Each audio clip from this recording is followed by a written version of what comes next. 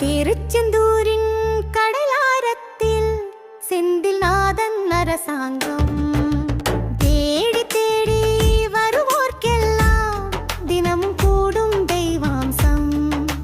தேடி தேடி வருவோர்க்கெல்லாம் தினமும் கூடும் தெய்வாம்சம். திருச்செந்தூரின் கடலாரத்தில் செந்தில் நாதன் அரசாங்கம்.